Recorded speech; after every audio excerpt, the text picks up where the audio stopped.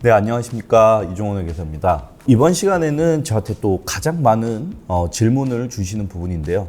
가업승계 증여세 과세 특례와 가업상속공제에 대해서 좀 설명을 해달라는 요청이 있어서 해당 부분에 대해서 제가 좀 정리를 해서 어떻게 하면 이걸 가장 쉽게 설명할 수 있을까, 또 가업을 이어받기 위해서 준비 중이신 우리 2세 분들을 위해서 어떤 점을 과연 좀 설명을 해드릴 수 있을까라고 생각을 하다가 제가 간략히 정리한 내용에 대해서 조금 여러분들이 이해하기 쉽게 설명드리는 시간을 갖도록 하겠습니다.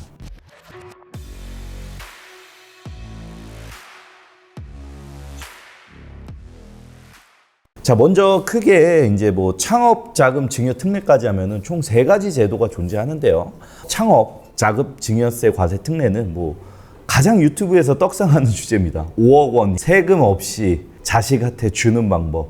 이거면은 대부분 다 창업자금 증여세 과세 특례예요.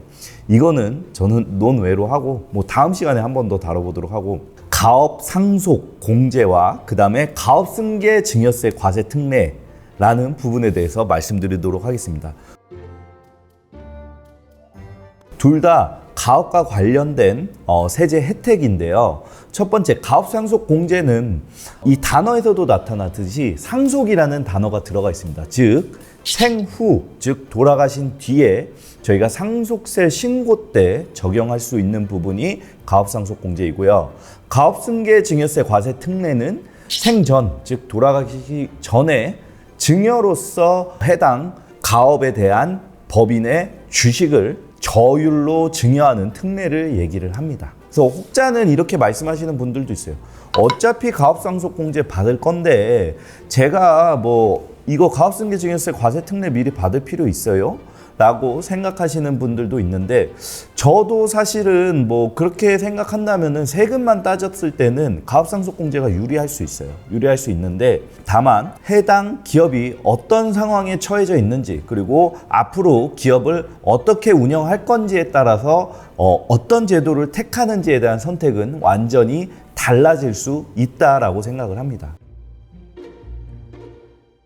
자, 첫 번째, 이 가업이라는 요건에 대해서는 10년간 계속해서 경영을 해왔던 기업일 것, 즉 그 기업이라는 게 한마디로 가업이죠.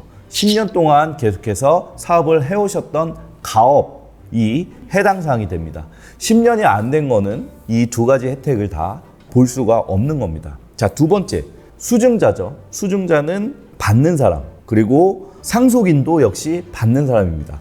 이 상속인이랑 수증자는 증여일 때 받는 사람은 수증자라고 하고요. 상속이 있을 때 받는 사람을 상속인이라고 합니다. 그러니까 생전과 생후에는 용어가 완전 달라지는 거예요. 자, 수증자의 요건은 가업상속공제부터 살펴보면은 상속인이죠. 먼저 18세 이상이어야 되고요. 그 다음에 두 번째, 이것 때문에 제일 많이 깨지거든요. 전후 2년을 주의를 하셔야 됩니다.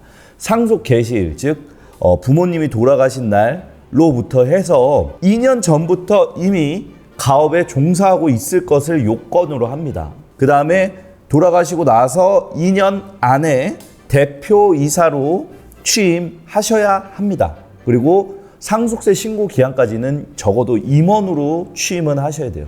요건 다시 한번 설명드릴게요.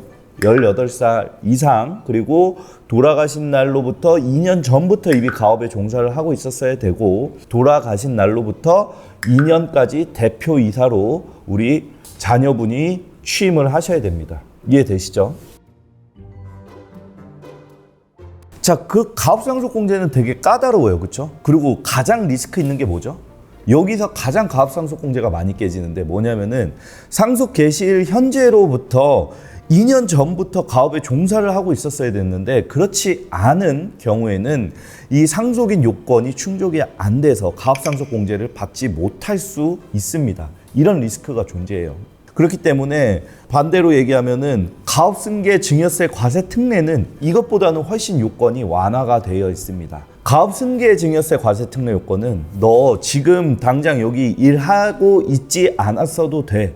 대신에 다만 이거 증여받고 신고 기한까지는 너가 가업의 종사로 들어와. 즉 사후적인 가업에 종사하게 되더라도 가업 승계에 대한 증여세 과세 특례는 적용을 해줘요. 근데 가업상속공제는 이미 너가 2년 전부터 근로하고 있을 것을 조건으로 하기 때문에 이 두 부분에서 완전 달라질 수 있습니다. 그래서 우리 기업의 상황을 고려를 해보는 거예요. 자, 첫 번째, 부모님이 나이가 너무 많이 드셨어요. 그러면은 어떻게 되죠? 일단 가업상속공제 쪽으로 가는 게 유리합니다. 왜냐면은 사람은 어차피 나이가 많이 드신 상태라면은 얼마든지 조만간 상속이 일어날 수 있는 상황이잖아요.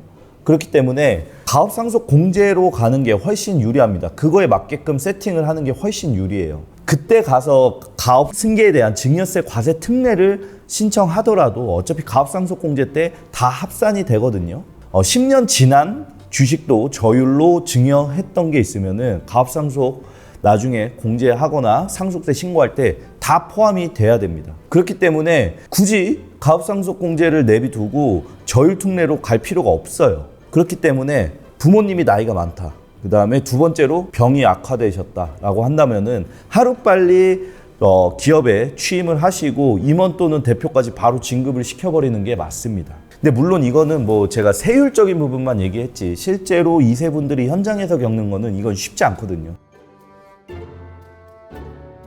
갑자기 어디서 다른 일 하다가 또는 취업이 안 돼가지고 갑자기 아버지 회사로 와서 어머니 회사로 와서 갑자기 뭐 대리 사원 다 제치고 그냥 바로 막 팀장, 상무, 부사장 달아버린다라고 한다면은 사실 내부적으로도 조금 장악하는데 어려움이 있을 수 있겠죠. 그렇기 때문에 사실 가업상속공제를 받으실 거라면 2세 분들을 좀 나이가 어렸을 때부터 미리 준비시키는 게 맞다라고 저는 생각을 합니다. 그러니까 세금적인 부분은 재차하고요. 세금적인 부분은 상속 개시일 전 2년 내에만 배우고 있었으면 상관없는데 2년 안에 배우고 또 2년 안에 대표이사 취임하면은 최단 기간 4년 만에 대표이사로 취임하게 되면은 과연 조직을 다 장악할 수 있을까요?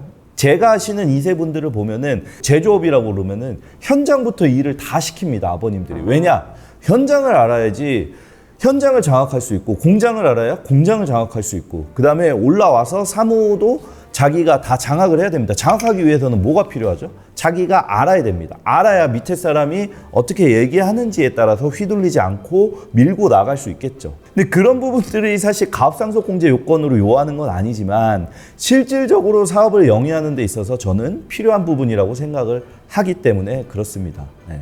많은 2세 분들이 공감하실 수도 있어요. 근데 뭐 2세 분들은 또 어디 가서 이런 고민을 털어놓기도 사실 쉽지가 않거든요. 그래서 뭐 이런 고민을 이해해 줄 수 있는 건 좀 많이 경험한 저밖에 없지 않나. 뭐 그런 생각도 조금 하는데 아무튼 이런 부분까지 좀 고려를 해보신다면은 둘 중에 어떤 제도를 택할지 조금 확인을 할 거고요. 이 내용이 좀 길어가지고 제가 한번 끊고 다음 시간에 이어서 설명을 드릴 텐데 가업상속공제 적용 요건에 대해서 한번 체크를 받아보시는 거를 반드시 추천을 드립니다. 내가 자식한테 이 회사 물려줄 거다라고 결심이 서신 대표님들, 이 사업은 진짜 잘 될 거고 내 자식이 하더라도 유명할 사업이다라고 생각하신 분들은 가업상속공제에 대해서 미리미리 체크를 해보시고요. 준비를 해두시는 걸 추천을 드리는데 나 어떻게 준비할지 모르겠다. 우리 한번 체크 받고 싶다라고 하시는 분들은 저에게 연락 주시면은 제가 해당 부분 자세히 설명드리고 현재 상속 시의 리스크까지 체크를 도와드리도록 하겠습니다. 그래서 이 부분에 대해서 한번 진지하게 이번 영상을 통해서 고민해보는 기회를 가지셨으면 좋겠습니다.